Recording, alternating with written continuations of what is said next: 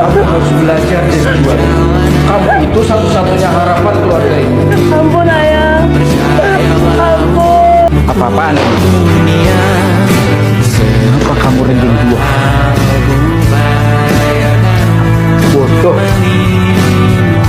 Mulai sekarang kamu gak boleh main di luar, kamu gak boleh nonton TV. Tugas kamu adalah belajar. Ngerti jalan? Belakangan ini, beberapa berita menyoroti anak usia dini yang mengalami stres dan penolakan belajar akibat tekanan akademik sejak usia sangat muda. Padahal para ahli perkembangan anak menegaskan bahwa anak belajar paling efektif bukan saat dipaksa, melainkan saat didampingi. Mungkin sebagian dari kita pernah melihat kondisi seperti ini di sekitar kita. Disinilah konsep zona perkembangan proksimal atau ZPD dan scaffolding menjadi penting untuk dipahami oleh orang tua dan pendidik.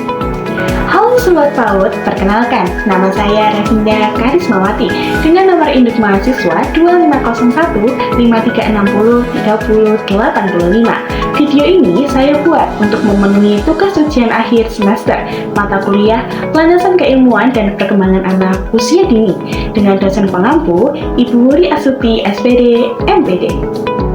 Seringkali orang dewasa berharap anaknya cepat bisa membaca, menulis, dan berhitung. Namun, tanpa disadari, tuntutan tersebut belum tentu sesuai dengan tahapan perkembangan anak.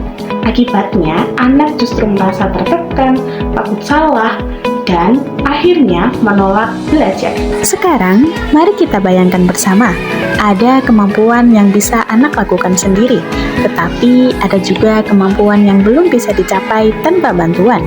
Jarak antara kemampuan tersebut disebut zona perkembangan proksimal atau ZPD. Konsep ini dijelaskan oleh Lev Vygotsky, seorang psikolog perkembangan yang menekankan bahwa anak belajar paling optimal melalui interaksi dengan orang yang lebih mampu.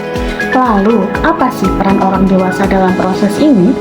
Disinilah scaffolding berperan. Scaffolding adalah bentuk pendampingan yang diberikan kepada anak saat berada di ZPD-nya, seperti memberi contoh, arahan, petunjuk, maupun dukungan emosional. Pendampingan ini bersifat sementara dan akan dilepaskan secara bertahap ketika anak mulai mampu melakukannya secara mandiri. Ketika anak belajar dalam ZPD dengan scaffolding yang tepat, perkembangan anak menjadi lebih optimal. Anak tidak hanya berkembang secara kognitif, tetapi juga secara emosional dan sosial. Anak merasa mampu, percaya diri, dan aman untuk mencoba. Sebaliknya, jika anak dipaksa belajar di luar ZPD-nya, yang muncul bukan peningkatan kemampuan, melainkan stres dan penolakan. Sebagai contoh sederhana, ketika anak belum mampu menulis namanya sendiri, jika anak dipaksa, ia akan mudah frustasi.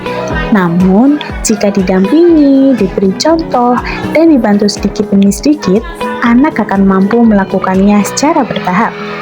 Inilah penerapan ZPD dan scaffolding dalam kehidupan sehari-hari.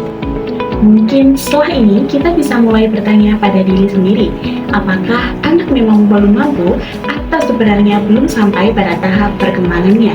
Anak tidak perlu didorong untuk melompat jauh, mereka hanya perlu ditemani untuk naik satu langkah ke depan. Dengan pendampingan melalui ZPD dan scaffolding, perkembangan anak akan tumbuh secara sehat dan optimal. Semoga video ini bisa menjadi pengingat bagi kita semua bahwa mendampingi anak sesuai tahap perkembangannya adalah kunci tumbuh kembang yang sehat. Sekian dari saya.